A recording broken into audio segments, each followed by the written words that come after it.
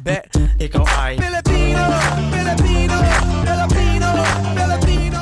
Mga idol at kabayan, super good news! May dumating na naman na military asset ngayong araw na ito. Uy, wow naman! Ano yan? Sandali lang. It's a bird. No, it's a plane. No, it's G280. Wow na wow! Please lang, wala munang kukontra. Kahapon dumating ang A-29B Super Tucano bilang light attack aircraft. Tapos ngayon, command and control aircraft. Next naman Philippine Air Force, big time! So ano pang hinihintay natin? I-like ang video at mag-subscribe. Matik na! Nakuha ni Michael Carter ng Aero-Pacific Images ang eksklusibong hukbong himpapawid ng Pilipinas, ang Gulfstream G280 na may serial number 1251 sa Long Beach Airport, California nang dumating ito mula sa Dallas Love Field, Texas noong ika-17 ng Setyembre 2020. Ang bagong-bagong command and control aircraft o very important jet ay umalis sa parehong araw patungo sa Lewey, Hawaii para sa rota nito patungong Pilipinas. Noong ika-17 ng Setyembre, dumating ito bandang alas 5 ng hapon sa Lewey, Hawaii Airport at nakatakdang umalis sa oras ng alas 8:40 ng umaga noong ika-18 ng Setyembre patungo naman sa Guam International Airport. At ngayong ika-20 ng Setyembre, nakatakdang dumating sa Pilipinas sa oras ng 9:51 AM Pacific Time ang kauna-unahang brand new command and control aircraft o very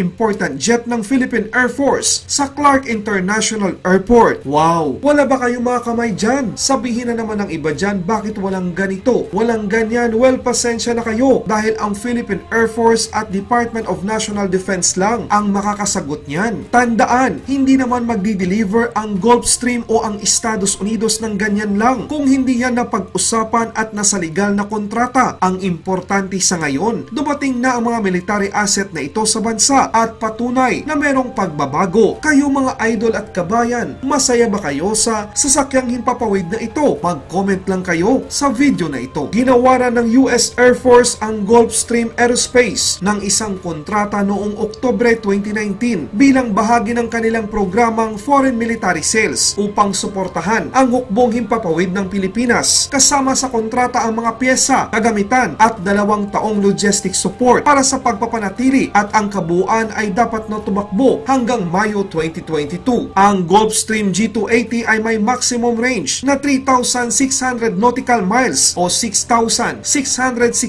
km at kayang lumipad sa bilis na Mach 0.84 na may maximum endurance na 8 oras. Ang G280 ay inaasahang upang mapalitan ang Fokker F-28 Fellowship ng Philippine Air Force na pinamamahalaan ng 250th Presidential Airlift Wing o 251 Presidential Airlift Squadron. Ang sasakyang panghimpapawid na ito ay inaasahang magkaroon ng ilang mga panloob na pagbabago tulad ng mga kagamitan sa komunikasyon at radyo, pati na rin ang command and control communications at computers at intelligence surveillance, targeting and reconnaissance o C4I SATR system. Mga idol at kabayan, sa kabila ng mga paghihirap at pagsubok ng ating bansa ngayong taong 2020, meron pa ring dahilan para tayo ay maging masaya dahil nakikita natin ang mga brand new military assets na kayang paglingkuran ang ating bayan. May kasabihan tayo na kapag ginusto may paraan. Mabuhay ang mga taong nasa likod ng pagbabago na ito. Sa Philippine Air Force, congrats ulit. Maraming salamat ang tagahatid ng balita. Good news, Philippines. Mabuhay ang Philippine Air Force. Mabuhay ang Pilipinas.